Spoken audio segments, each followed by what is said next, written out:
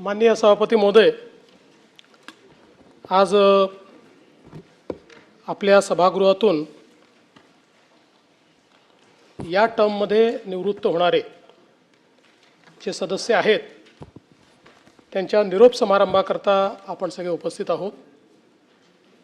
खरं म्हणजे मला नेहमी या गोष्टीचा आनंद वाटतो की हे सभागृह असं आहे की ज्या सभागृहामध्ये आलेले सदस्य, निवृत्त होणारे सदस्य सगळ्यांचं स्वागत होतं, त्यांच्याबद्दल चार चांगले शब्द बोलण्याची संधी सगळ्यांना मिळते आणि म्हणून हा एक अतिशय महत्त्वाचा अशा प्रकारचा सोहळा आहे असं मी समजतो। आज सभागृहातले एक सदस्य, महाराष्ट्राचे माजी मुख्यमंत्री आणि स्वर्गीय हिंदुहृदय सम्राट शिवसेना प्रमुख बाळासाहेब ठाकरे यांचे सुपुत्र असलेले उद्धवजी यांचा आपण निरोप समारंभ करतो। खरं म्हणजे मी असं म्हणेन की राजकारणामध्ये मतभेद असतात, अनेक वेळा वेगवेगळ्या भूमिका असतात, कधी आपण सोबत असतो, कधी संघर्ष करतो, पण या पलीकडचं देखील एक नातं हे राजकारणामध्ये असतं आणि ते नातं असतं सहप्रवासाचं। त्यामुळे मला असं वाटतं की उद्धवजींसोबतचा प्रवास हा आमचा अनेक वर्षाचा राहिलेला आहे, अनेक वर्षाचे आम्ही सहप्रवासी राहिलो आणि निश्चितपणे अनेक चांगल्या गोष्टी समाजाकरता, राज्याकरता एकत्रित करण्याची संधी देखील आम्हाला प्राप्त झाली आणि मला असं वाटतं की एकूणच खरं तर उद्धवजींचा जो काही स्वभाव आहे, त्यांचं जे व्यक्तिमत्व आहे, यामध्ये राजकारण थोडं कमी आहे। म्हणजे मुळात मला असं वाटतं की त्यांचा स्वभाव राजकारणी नाही आणि त्यामुळेच अनेक वेळा ते जे काही निर्णय घेतात त्या निर्णयांमुळे ठीक आहे, म्हणजे परिस्थिती वेगवेगळ्या पद्धतीची उद्भवते, पण हा एक गुण मला असं वाटतं की जो हिंदुहृदय सम्राट बाळासाहेब ठाकरेंचा देखील होता की एकदा ठरवलं की निर्णय घेऊन टाकायचा, तशा पद्धतीचा स्वभाव हा उद्धवजींचा आहे। उद्धवजी तसे छायाचित्रकार आहेत आणि अतिशय ज्याला आपण म्हणतो निष्णांत, तज्ज्ञ, सुप्रसिद्ध अशा प्रकारचे ते छायाचित्रकार आहेत। महाराष्ट्राच्या विविध छटा या उद्धवजींनी आपल्या कॅमेऱ्याच्या माध्यमातून अतिशय सुंदर या ठिकाणी कॅप्चर केले आहेत। मला असं वाटतं की गडकिल्ले, निसर्ग, वारकरी परंपरा हे सगळं त्यांनी त्यांच्या कॅमेऱ्यात कैद केलं आणि ही सगळी फोटोग्राफ्स पाहिल्यानंतर त्याच्या पाठीमागे त्यांचं संवेदनशील मन हे आपल्याला पाहायला मिळतं आणि म्हणूनच मला असं वाटतं की महाराष्ट्र देशा आणि पाहावा विठ्ठल ही जी त्यांची कामं आहेत ती केवळ छायाचित्रण नाही आहे, तर एक प्रकारे आपल्या संस्कृतीची जपणूक या माध्यमातून करण्याचं काम हे उद्धवजींनी केलं आहे आणि हे करण्याकरता खूप कष्ट देखील अनेक वेळा त्यांनी घेतले आहेत। मला असं वाटतं की जेव्हा वारीचे छायाचित्रण उद्धवजींनी केलं होतं त्यावेळी अतिशय रिस्क घेऊन हेलिकॉप्टरमधनं त्या ठिकाणी उघड्या दरवाजातनं फोटोग्राफी ही त्यांनी त्या काळामध्ये केली।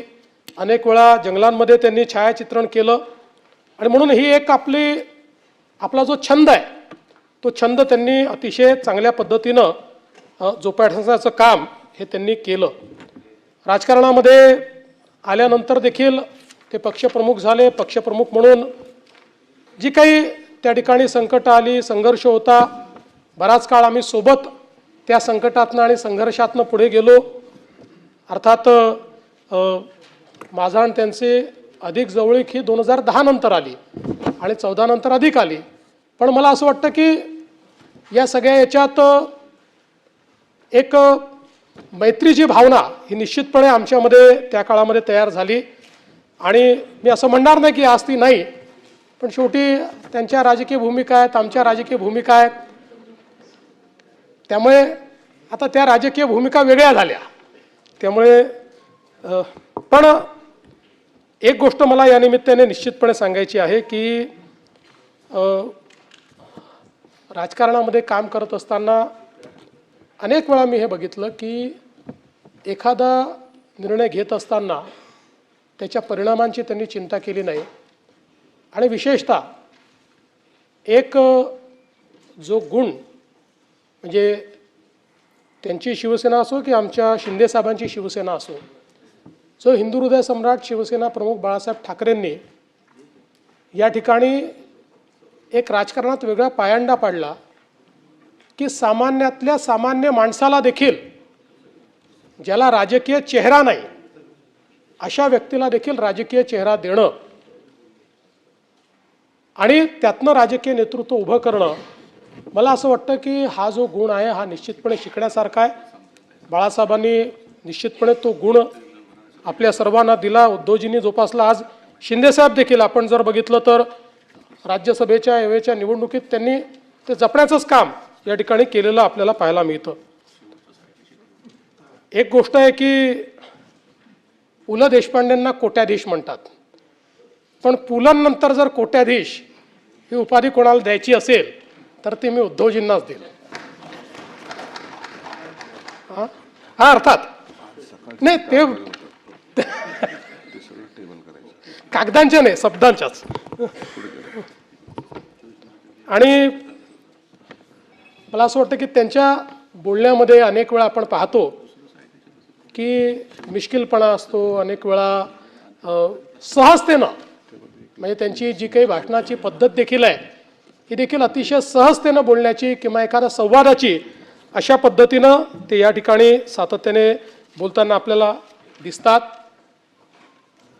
अनेक वेळा ते भिडताना दिसतात, खूप जोरदार अटॅक करताना दिसतात, जोरदार प्रतिवाद करताना दिसतात, पण त्याचा मूळ स्वभाव तो नाही आहे. त्यांचा मूळ स्वभाव जो आहे तो मला असं वाटतं की थोडा शांत आहे, संयमी आहे, संबंध ठेवण्याचा त्यांचा मूळ स्वभाव आहे.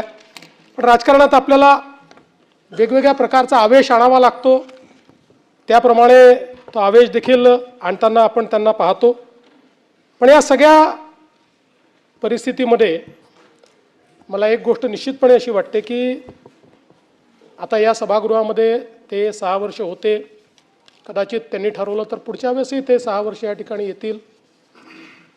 पण उद्धवजी, आम्हाला या सभागृहात तुमच्या कोट्या कमी ऐकायला मिळाल्या.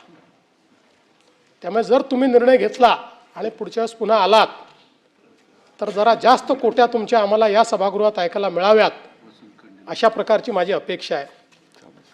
आता खरं तर आम्ही एकत्रित होतो, आता 19ला काय झालं, जे काय झालं, आम्ही वेगवेगळे झालो आणि म्हणून मला केवळ एक शेर या ठिकाणी ऐकवायची इच्छा आहे. 260, 259 आजचं जे राहिलेलं कामकाज आहे ते साजिश की सौगात पहनकर बैठ गए, अनचाहे हालात पकड़कर बैठ गए. साजिश की सौगात पहनकर बैठ गए, अनचाहे हालात पकड़कर बैठ गए. जिनको मेरा हाथ पकड़कर चलना था, हैरत है वो बात पकड़कर बैठ गए.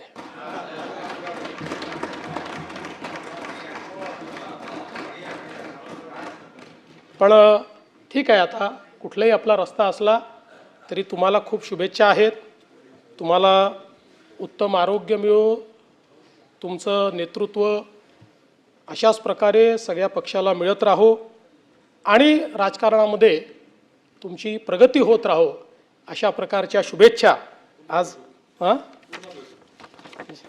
पुन्हा नाही, पुन्हा येईन माझा आहे. पुन्हा भेटू. नाही ते तर भेटूच, त्याला काय. त्यामुळे आपल्याला मी मनापासून शुभेच्छा देतो.